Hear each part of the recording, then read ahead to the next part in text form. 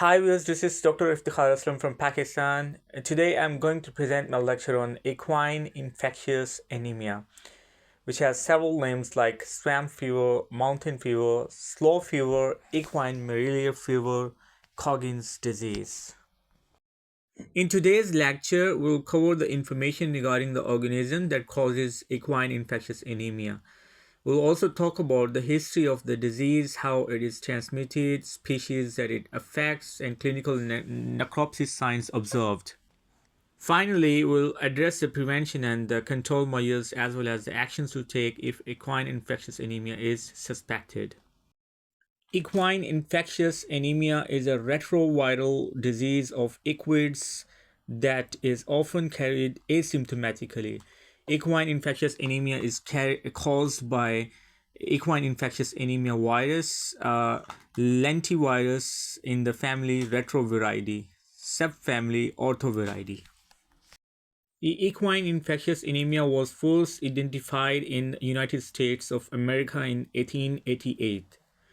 Equine infectious anemia virus testing in United States utilizing the Coggins test began in 1972.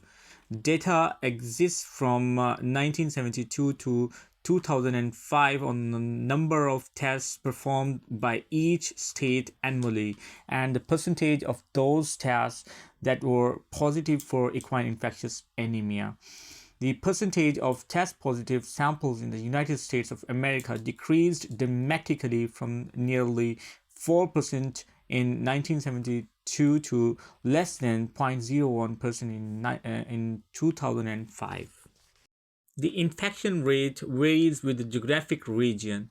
The virus transmission is influenced by the number and species of flies, their habits, density of the host population, the level of viremia in the host, and the quantity of the blood transferred.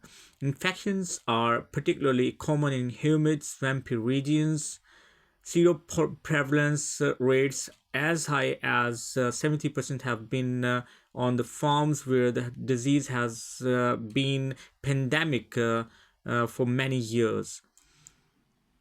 The morbidity rate and severity of the clinical signs are influenced by the strain and the dose of the virus and the health of the animal. The presence of equine infectious anemia virus is a herd in a herd often goes unnoticed until some horses develop chronic form of the disease or the routine testing is done. This virus can also be transmitted in blood transfusions or on contaminated needles, surgical instruments, and teeth floats. Equine infectious anemia virus may also be passed from a mare to her foal in utero. Other minor routes of transmission might be possible. Equine infectious anemia virus does not appear to be shed in saliva or urine. However, it can be found in milk and semen, and horses can be infected by inoculating these secretions subcutaneously. Possibly, the transmission through milk has been reported in some nursing foals. The equine infectious anemia virus is reported to infect all members of equidae. The incubation period is a week to 45 days or longer. In some cases, in horses, the only sign is a fever.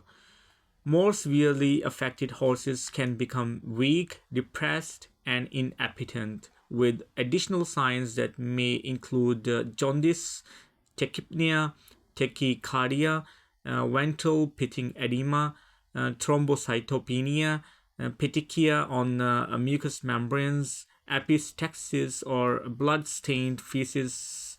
Anemia can occur, although it is more likely to be severe in chronically infected animals. Death is possible during these febrile episodes. Donkeys and mules are less likely to develop severe clinical signs. Mules can be infected asymptomatically, but typical infectious anemia signs have been reported in some naturally or experimentally infected animals. In a recent experiment, And donkeys inoculated with two horse adapted strains became infected but remained asymptomatic. Donkeys inoculated with a serially passage donkey adapted strain in China are reported to have developed clinical signs. Equine infectious anemia is often confirmed by serology. Once an animal is infected, it becomes a carrier for life. The two most commonly used serological tests are agar gel immunodiffusion or Coggins test and enzyme linked immunosorbent assays or ELISA.